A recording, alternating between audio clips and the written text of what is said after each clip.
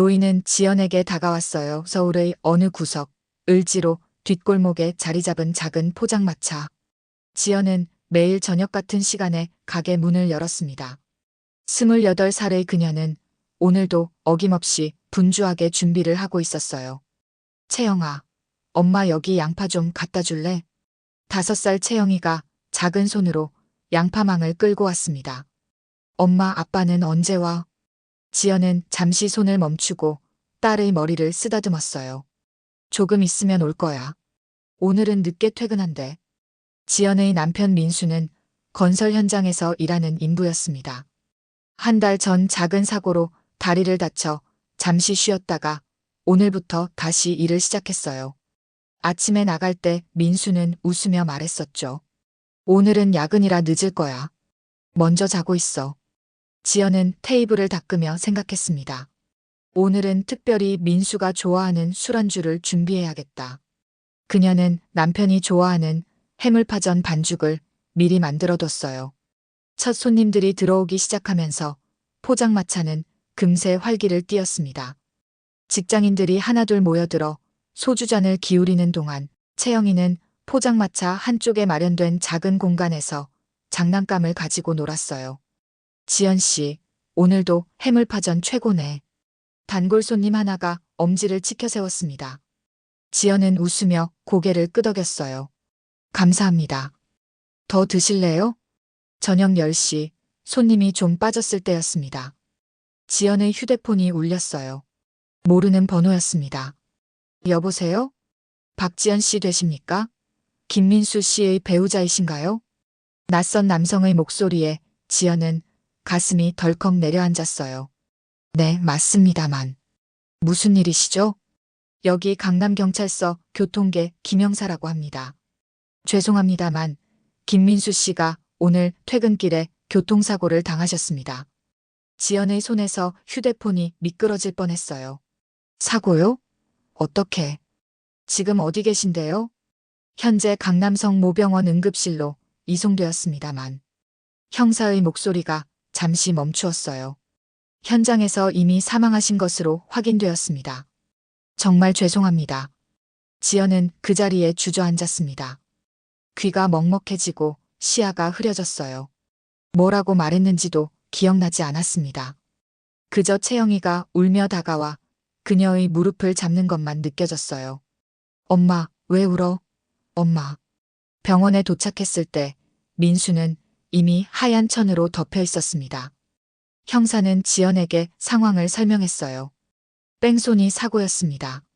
목격자 진술로는 검은색 승용차가 민수 씨를 치고 그대로 달아났다고 해요. 현재 수사 중입니다. 지연은 하얀 천을 살짝 들춰 남편의 얼굴을 보았습니다. 너무나 평화로운 표정이었어요. 마치 잠시 눈을 감고 있는 것처럼. 민수야, 일어나. 채영이가 기다리잖아. 지연의 울음소리가 차가운 응급실에 울려 퍼졌습니다. 장례식장. 검은 옷을 입은 사람들이 오갔습니다. 지연은 멍한 표정으로 조문객들의 인사를 받았어요. 채영이는 할머니 품에 안겨 울음을 그친 상태였습니다. 오후가 되자 술에 취한 시아버지가 나타났어요. 그는 문상객들 사이를 비틀거리며 지연에게 다가왔습니다. 야, 지연아. 산재 보상금은 얼마나 나온대? 지연은 믿을 수 없다는 표정으로 시아버지를 바라봤어요.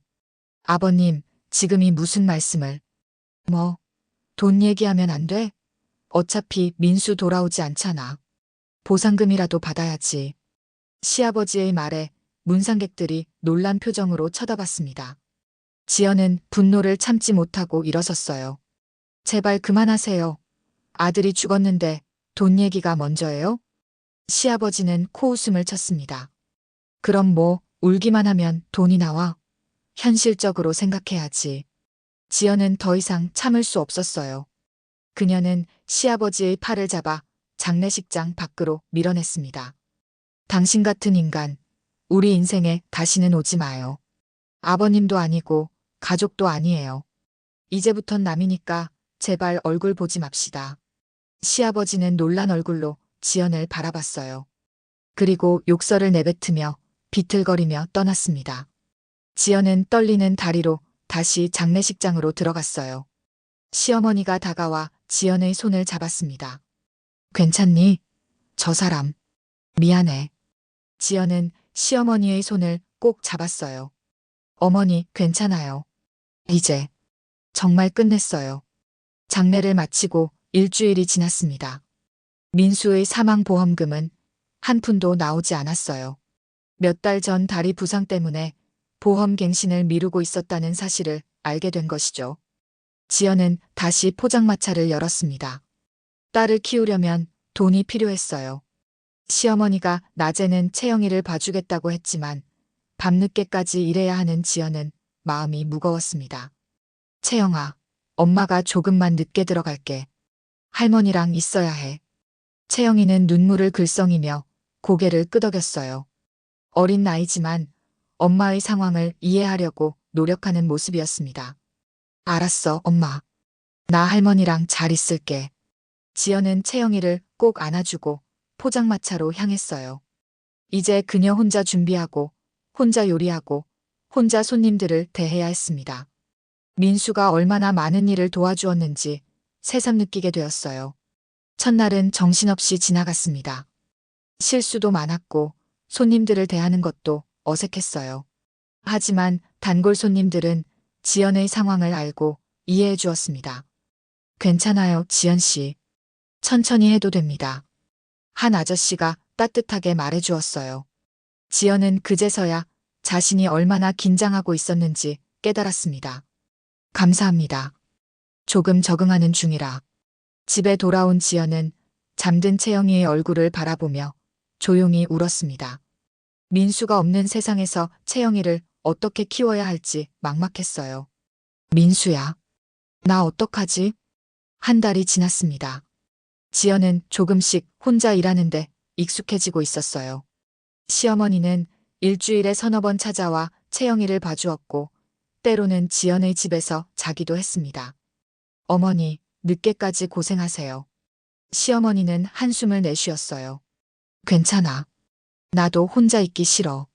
저 사람은 이제 집에도 안 들어와. 지연은 시어머니의 손을 잡았습니다.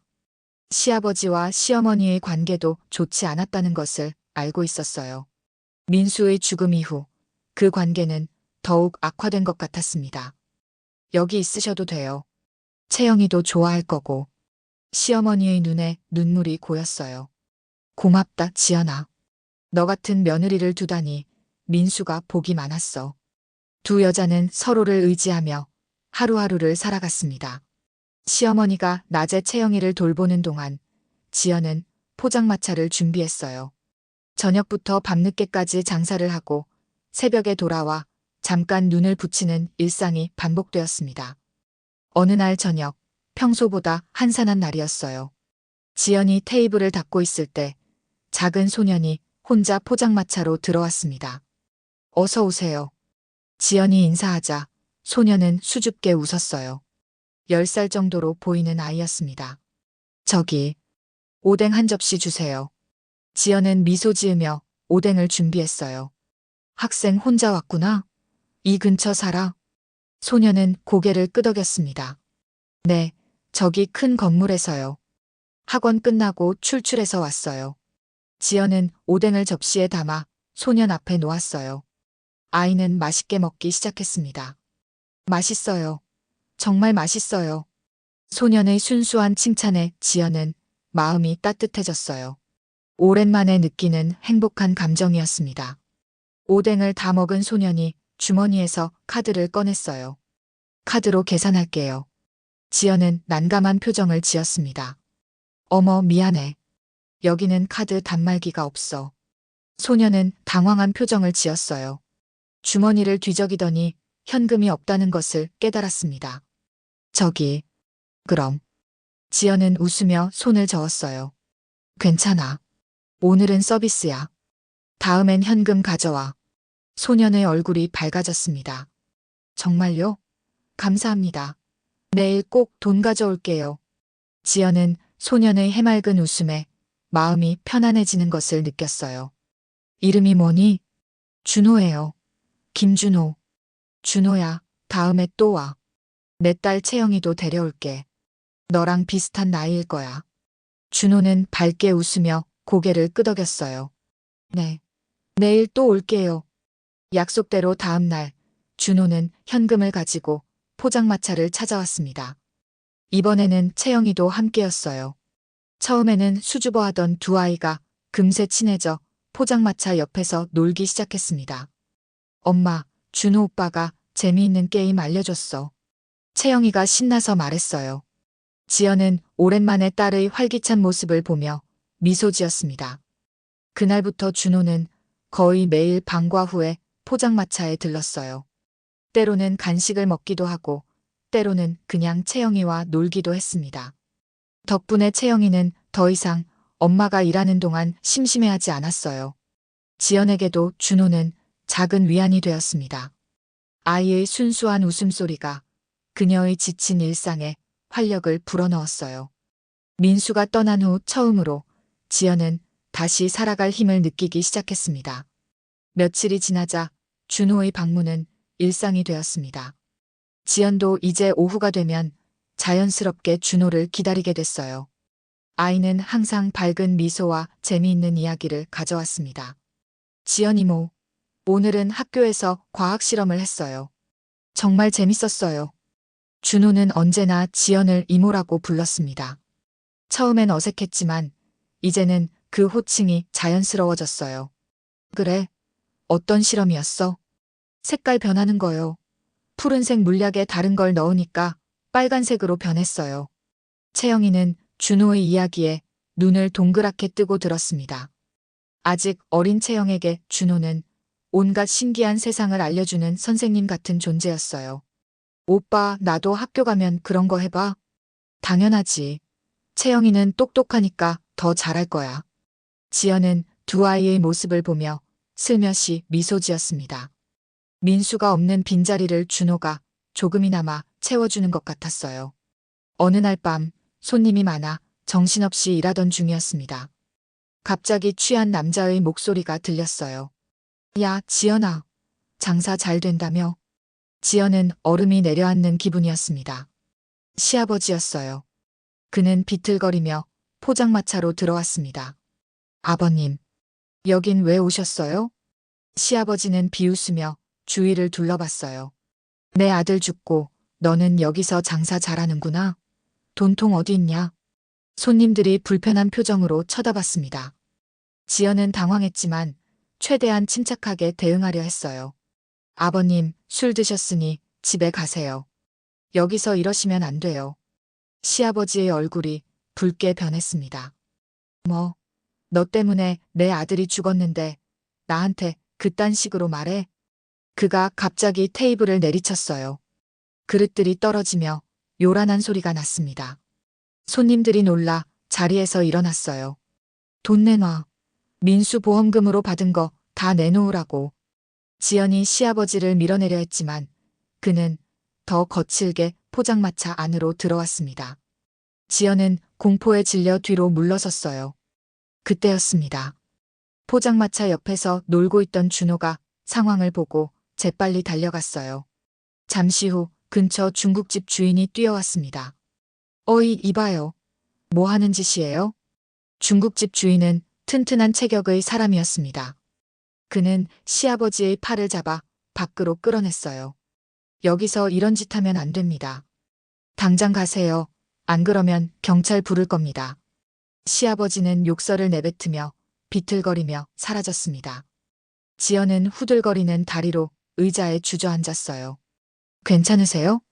중국집 주인이 걱정스럽게 물었습니다. 지연은 고개를 끄덕였어요. 네. 감사합니다. 준호가 달려와 지연의 손을 잡았습니다. 이모 괜찮아요? 무서웠죠? 지연은 준호의 작은 손을 꼭 잡았어요. 눈물이 그녀의 뺨을 타고 흘렀습니다. 도와줘서 고마워, 준호야. 정말 고마워. 중국집 주인이 준호의 어깨를 토닥였습니다. 도련님이 와서 빨리 도와달라고 해서 달려왔죠. 용감한 꼬마네요. 지연은 도련님이라는 호칭에 의아했어요. 준호를 보니 아이는 어색한 표정을 지었습니다. 아저씨, 밖에선 그렇게 부르지 말랬잖아요. 중국집 주인은 당황한 듯 말을 얼버무렸어요. 아, 맞다. 미안해요. 그냥 습관이. 그날 밤 지연은 준호에 대한 의문이 생겼습니다. 도련님이라고? 왜 그런 호칭을 쓰지? 그리고 준호는 늘 혼자 다니고 부모님 얘기를 한 번도 하지 않았어요. 다음 날 준호는 평소처럼 포장마차에 왔습니다. 지연은 조심스럽게 물었어요. 준호야, 어제 정말 고마웠어. 내가 없었으면 어쩔 뻔했니? 준호는 쑥스러운 듯 웃었습니다. 괜찮아요. 이모가 늘 친절하게 해주시니까요. 지연은 잠시 망설이다가 물었어요. 그런데 준호 아빠는 무슨 일 하시니? 준호는 갑자기 경직된 듯 했습니다. 그는 잠시 침묵하다 대답했어요. 글쎄요, 사람들이 회장님이라 부르던데요. 지연은 놀라웠지만 티를 내지 않았습니다. 회장님? 그럼 준호는 부유한 집안의 아이인가? 그래. 그럼 왜 늘 혼자 다니니? 운전기사나 가정부가 없어? 준호는 어깨를 으쓱했어요. 학교 근처에서는 혼자 다니고 싶어요. 다른 애들처럼요. 대화는 자연스럽게 다른 주제로 넘어갔습니다. 하지만 지연의 마음속에는 의문이 커져갔어요. 중국집 주인이 준호를 도련님이라 부른 이유가 있었던 거죠. 며칠 후 준호와 채영이 놀고 있을 때였어요. 준호가 갑자기 지연의 목걸이를 가리켰습니다. 이모, 그 목걸이 예쁘네요. 지연은 목에 걸린 작은 은목걸이를 만졌습니다. 오래된 물고기 모양의 펜던트였어요. 이거 엄마가 준 거야. 내가 16살 때 받았어. 준호가 유심히 목걸이를 바라봤어요. 이거 우리 할아버지 목걸이랑 똑같아요. 지연은 순간 몸이 굳어졌습니다. 어머니의 말이 귓가에 울렸어요. 이건 너 친아빠가 가지고 있을 쌍둥이 목걸이야. 언젠가 만날 수 있을지도 모르니 잘 간직해. 지연은 숨을 쉴 수 없을 만큼 충격을 받았어요. 그녀는 고아원에서 자란 후 양부모에게 입양되었습니다. 친부모에 대해 아는 건 이 목걸이뿐이었어요. 준호야, 그 할아버지. 어디 계셔? 준호는 손가락으로 건너편 큰 건물을 가리켰어요. 저기요. 우리 회사 건물이에요. 지연은 갑자기 일어섰습니다. 채영아, 잠깐 포장마차 문 닫을게. 준호랑 같이 가보자. 세 사람은 서둘러 준호가 가리킨 건물로 향했어요. 웅장한 사옥 앞에 도착한 지연은 가슴이 쿵쿵 뛰었습니다. 현관에는 종훈그룹이라는 간판이 보였어요. 준호가 경비원에게 인사하자 그들은 바로 안으로 들어갔습니다. 엘리베이터를 타고 가장 높은 층으로 올라갔어요. 지연은 불안함과 기대감이 뒤섞인 채 준호를 따라갔습니다. 하지만 회장실에 도착했을 때 방은 비어 있었어요. 할아버지가 없네요. 회의 가신 것 같아요. 준호가 말했습니다. 지연은 실망했지만 방 안을 둘러봤어요. 책상 위에 노인 사진에서 그녀는 숨이 멎는 것 같았습니다. 노인의 목에 걸린 목걸이가 보였어요. 그녀의 것과 똑같은 물고기 모양이었습니다. 지연은 사무실에서 나와 허탈한 기분으로 포장마차로 돌아왔습니다. 준호는 미안한 표정으로 계속 사과했어요. 이모, 할아버지 못 만나서 미안해요. 내일 다시 와볼래요? 지연은 강한 직감이 들었지만 그것을 아이에게 말하기는 어려웠습니다. 그녀는 억지로 미소 지었어요. 괜찮아, 준호야. 바쁘신가 보네. 다음에 기회가 있겠지. 포장마차를 다시 열고 일을 시작하는 동안 지연의 머릿속은 복잡했습니다. 그 목걸이가 정말 쌍둥이 목걸이일까? 단순한 우연일 뿐일까? 어머니는 늘 말했어요. 그녀의 친아버지는 큰 회사의 상속자였지만 가문의 반대로 그녀의 친어머니와 결혼하지 못했다고. 근데 그 할아버지, 내일은 꼭 만날 수 있을 거예요. 준호의 말에 지연은 정신을 차렸어요. 왜? 내일은 할아버지 생신이거든요. 회사 1층에서 작은 행사를 해요. 매년 하는 거예요. 지연의 심장이 빠르게 뛰었습니다. 이것은 우연이 아니었어요. 그녀는 목걸이를 꽉 쥐었습니다. 내일 모든 것이 밝혀질지도 모르겠다는 생각이 들었어요. 그날 밤 시어머니가 찾아왔습니다. 지연은 목걸이 이야기를 하려다가 그만두었어요. 너무 황당한 이야기처럼 들릴 수도 있었으니까요. 어머니, 내일 혹시 채영이 좀 더 봐주실 수 있어요? 잠깐 볼 일이 있어서. 시어머니는 고개를 끄덕였습니다. 그럼, 내가 있잖니. 너무 무리하지 마, 지연아. 다음 날 아침, 지연은 오랜만에 정성껏 화장을 했습니다. 가장 단정한 옷을 꺼내 입었어요. 거울을 보니 낯설게 느껴졌습니다. 민수가 죽은 후 처음으로 자신을 가꾸는 것 같았어요. 엄마 예뻐. 채영이가 놀란 표정으로 말했습니다. 지연은 미소 지었어요. 고마워, 우리 딸. 엄마 잠깐 갔다 올게. 할머니랑 있어, 알았지? 종훈그룹 본사 앞에 도착하니 현관에 회장님 생신 기념 행사라는 배너가 걸려 있었습니다. 지연은 깊은 숨을 들이마셨어요. 준호를 찾아야 했습니다. 건물 로비는 사람들로 붐볐습니다. 임직원들과 손님들이 오가는 가운데 지연은 준호를 찾기 위해 두리번거렸어요. 하지만 아이는 보이지 않았습니다. 김준호 학생을 찾고 있는데요. 안내데스크 직원에게 물었지만 그는 모르겠다는 표정을 지었어요. 김준호요? 죄송합니다만 그런 분은. 그때 뒤에서 목소리가 들렸습니다. 지연 이모. 준호가 달려왔어요. 그는 깔끔한 정장을 입고 있었습니다. 와주셨네요. 할아버지 지금 1층 행사장에 계세요. 같이 가요. 준호는 지연의 손을 잡고 사람들 사이를 헤치고 나갔습니다. 행사장 한쪽에는 큰 무대가 설치되어 있었고 중앙에는 높은 의자가 놓여 있었어요. 저기 계세요. 준호가 가리킨 곳에는 흰 머리의 김 회장이 앉아 있었습니다. 그는 위험 있는 모습이었어요.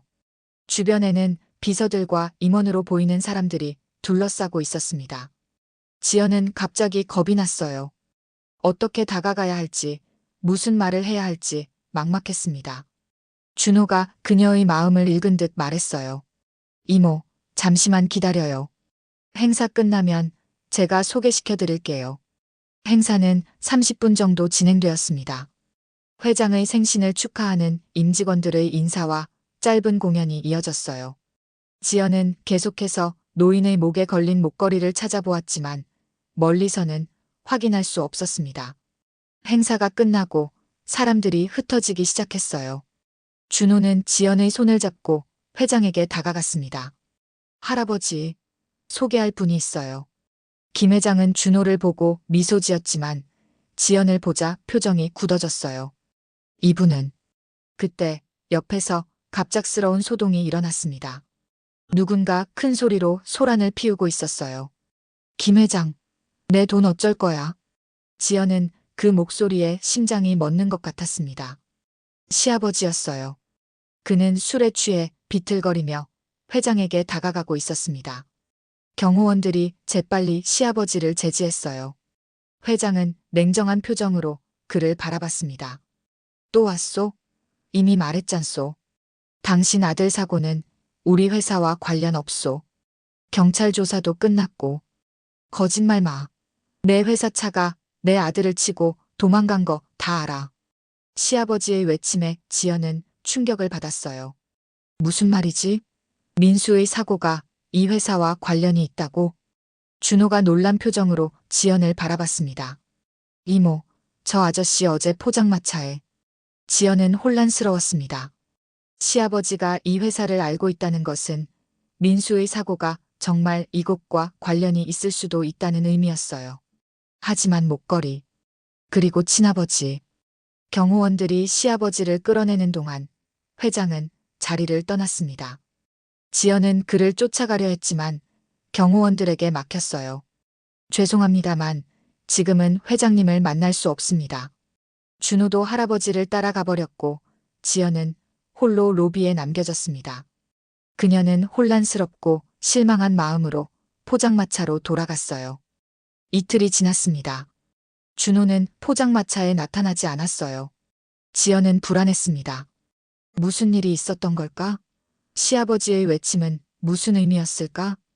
세 번째 날 저녁, 포장마차를 준비하던 중 검은 차 몇 대가 골목에 들어섰습니다.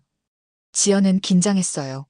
차에서 내린 사람은 정장을 입은 중년 남성이었습니다. 박지연 씨 되십니까? 지연은 고개를 끄덕였어요. 혹시 이 목걸이 본 적 있으신가요? 남성은 작은 상자를 꺼내 보여주었습니다. 그 안에는 물고기 모양의 은목걸이가 있었어요. 지연의 것과 똑같았습니다. 지연은 떨리는 손으로 자신의 목걸이를 꺼냈어요. 이거 말씀이신가요? 남성의 표정이 변했습니다. 그는 재빨리 무전기로 누군가에게 연락했어요. 잠시 후 더 큰 차가 도착했고 준호가 먼저 뛰어나왔습니다. 이모, 할아버지가 왔어요. 차에서 내린 노인은 지난번 본 회장이었습니다. 그는 천천히 지연에게 다가왔어요. 가까이서 보니 그의 눈이 촉촉하게 젖어 있었습니다. 내가 종훈이 딸이구나. 지연은 혼란스러웠어요. 종훈? 그녀의 아버지 이름은 종훈이었나? 노인은 계속 말을 이었습니다. 내 아들 종훈이가 오래전에 한 여자를 사랑했소. 하지만 우리 가족이 내가 그 결혼을 반대했지. 신분 차이 때문에. 지연은 숨을 죽이며 들었어요. 종훈이가 목걸이 한 쌍을 만들었소. 하나는 그 여자에게, 하나는 자신이 가졌고, 그 여자가 임신했다는 소식을 들었을 때는 이미 늦었소. 종훈이는 교통사고로 세상을 떠났고, 김 회장의 목소리가 떨렸습니다. 내가 그 아이구나. 내 손녀. 준호가 우연히 내 목걸이를 보고 알려줬소. 지연의 눈에서 눈물이 흘렀습니다. 오랜 시간 궁금했던 자신의 뿌리를 드디어 알게 된 것이었어요. 그럼 제 어머니는요? 그녀는 너를 낳고 몇 년 후 병으로 세상을 떠났다고 들었소. 내가 고아원에 갔다는 것도 최근에야 알았소. 지연은 복잡한 감정에 휩싸였습니다. 기쁨, 슬픔, 그리고 의문. 하지만 아직 해결되지 않은 의문이 있었어요. 그런데 제 남편의 사고와 이곳이 무슨 관련이 있나요? 김 회장의 표정이 어두워졌습니다. 그것은 우리 회사 임원 중 하나가 연루된 일이오. 음주운전을 하다 사고를 냈고 도주했소. 내가 알았을 때는 이미 그가 증거를 인멸한 후였소. 하지만 난 결국 진실을 밝혀냈고 그는 어제 경찰에 자수했소. 지연은 충격을 받았어요. 그동안 찾지 못했던 뺑소니, 범인이 바로 이 회사 사람이었다니. 왜 진작 말씀해 주시지 않으셨어요? 증거가 부족했소. 그리고 내가 내 손녀인 줄 몰랐소. 김 회장은 무거운 한숨을 내쉬었어요. 용서하기 어렵겠지만 이제라도 모든 책임을 지겠소. 그리고 내가 원한다면 우리 가족의 일원으로. 지연은 오랫동안 말을 잇지 못했습니다. 그녀의 인생이 이렇게 갑자기 바뀌리라고는 상상도 못했어요. 친부모의 이야기, 남편 죽음의 진실, 그리고 새로운 가족. 준호가 다가와 지연의 손을 잡았습니다. 이모. 아니, 이제 이모 아니죠? 이모가 제 이모였네요. 지연은 준호를 바라보며 미소 지었어요. 그동안 준호가 보여준 친절함이 이제야 이해되었습니다. 그날 밤 지연은 시어머니에게 모든 것을 털어놓았습니다. 김 회장이 자신의 친할아버지라는 사실, 민수의 사고가 김 회장의 회사와 관련 있다는 것까지. 세상에, 이게 다 무슨 일이니? 시어머니는 놀라움을 감추지 못했어요. 하지만 곧 지연의 손을 꼭 잡았습니다. 내가 결정한 대로 할 수 있어. 내가 어떤 선택을 하든 채영이랑 널 지지할 거야. 지연은 고마움에 시어머니를 꼭 안았어요. 민수가 없는 지금 시어머니는 그녀에게 진짜 가족이었습니다. 어머니, 제가 김 회장님 제안을 받아들여도 괜찮을까요? 채영이에게 더 나은 환경을 줄 수 있을 것 같아서요. 시어머니는 잠시 생각하다가 고개를 끄덕였습니다. 그게 너와 채영이를 위한 일이라면 당연히 괜찮지. 하지만 완전히 떠나지는 말아줘. 지연은 미소 지었어요. 절대 그럴 일 없어요. 어머니는 저희 가족이니까요. 다음 날 지연은 김 회장을 만났습니다. 그는 지연에게 종훈그룹의 건물 한 채를 상속하기로 했다고 말했어요. 내 아버지 유언이 있었소. 만약 그의 자녀를 찾게 된다면 이 건물을 주라고. 유산의 일부지. 지연은 놀랐습니다. 그 건물은 그녀가 포장마차를 운영하던 바로 그 거리에 있었어요. 작은 상가 건물이었지만 그녀에게는 큰 재산이었습니다. 하지만 저는 아무것도 원하지 않아요. 그저 제 남편의 사고에 관한 진실만 알고 싶었어요. 김 회장은 그녀의 손을 잡았어요. 이건 내 권리란다. 내 아버지가 널 위해 남긴 것이니 받아들이렴. 결국 지연은 건물을 받기로 했습니다. 그녀는 포장마차를 그 건물 1층으로 옮겨 더 큰 가게로 확장하기로 했어요. 시어머니도 함께 일하기로 했고 채영이는 건물 2층에 있는 작은 아파트에서 살게 되었습니다.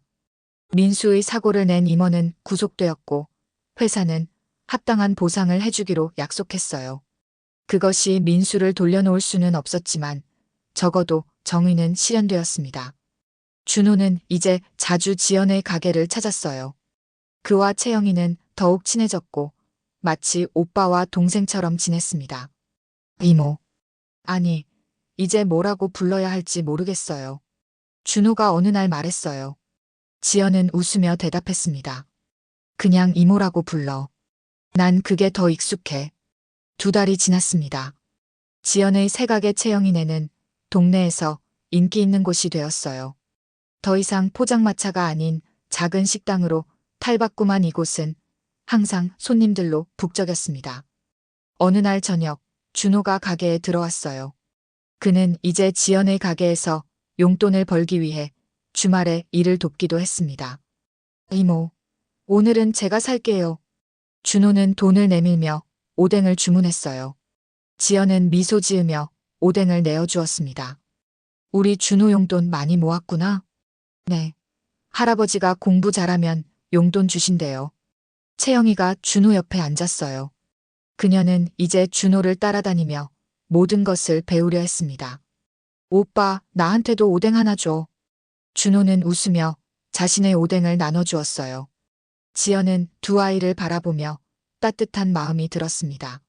그때 가게 안의 텔레비전에서 뉴스가 나왔습니다. 오늘 오전 지난해 발생한 뺑소니 사건 담당 경찰이 증거은폐 혐의로 구속되었습니다. 이 경찰은 종훈그룹 임원의 뺑소니 사건 증거를 고의로 숨긴 혐의를 받고 있습니다. 지연은 텔레비전을 바라봤어요. 그녀의 가슴이 조금 아팠지만 이제는 모든 진실이 밝혀지고 있다는 생각에 위안을 얻었습니다. 이제 정말 끝났네. 그녀는 작은 목소리로 중얼거렸어요.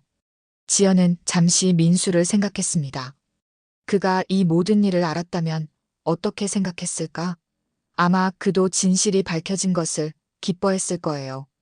저녁이 깊어가는 시간, 손님들이 하나둘 돌아가고 가게에는 지연, 채영이, 준호, 그리고 시어머니만 남았습니다. 따뜻한 조명 아래 4사람은 테이블에 둘러앉아 이야기를 나눴어요. 그러고 보니 이번 주말에 할아버지가 다 같이 식사하자고 하셨어. 준호가 말했습니다. 김 회장은 지연과 채영이를 공식적으로 가족으로 인정했고 정기적으로 만남을 가지려 했어요. 어머니도 함께 가시죠? 지연이 시어머니를 바라봤어요. 시어머니는 처음에는 어색해했지만 이제는 김 회장의 초대에 응하기 시작했습니다. 그래, 함께 가자. 채영이가 졸린 눈으로 하품을 했어요. 지연은 딸을 안아 올렸습니다. 자, 이제 잘 시간이야. 내일 또 놀자. 준호도 일어섰어요. 그는 지연에게 말했습니다. 이모, 내일 아침 일찍 올게요. 가게 청소 도와드릴게요. 지연은 고개를 끄덕였습니다. 준호가 떠난 후 지연은 채영이를 2층 집으로 데려갔어요. 아이를 재우고 침대 옆에 앉아 그녀의 머리를 쓰다듬었습니다. 엄마, 아빠가 보고 싶어요. 채영이가 잠결에 말했어요. 지연의 눈에 눈물이 고였습니다. 아빠는 항상 우리를 보고 있어. 하늘에서 별이 되어서.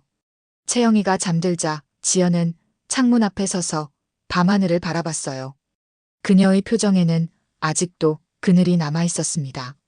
하지만 그것은 이제 단순한 슬픔이 아니었어요. 그것은 살아남은 사람의 얼굴, 상처를 이겨낸 사람의 표정이었습니다. 민수야, 보고 있니? 우린 잘 지내고 있어. 걱정하지 마. 지연은 밤하늘의 작은 별을 바라보며 속삭였어요. 그리고 창문을 닫고 잠자리에 들었습니다. 내일은 새로운 하루가 시작될 테니까. 오늘의 이야기는 여기까지입니다. 여러분의 구독과 좋아요는 영상 제작에 큰 힘이 됩니다. 구독과 좋아요 부탁드립니다.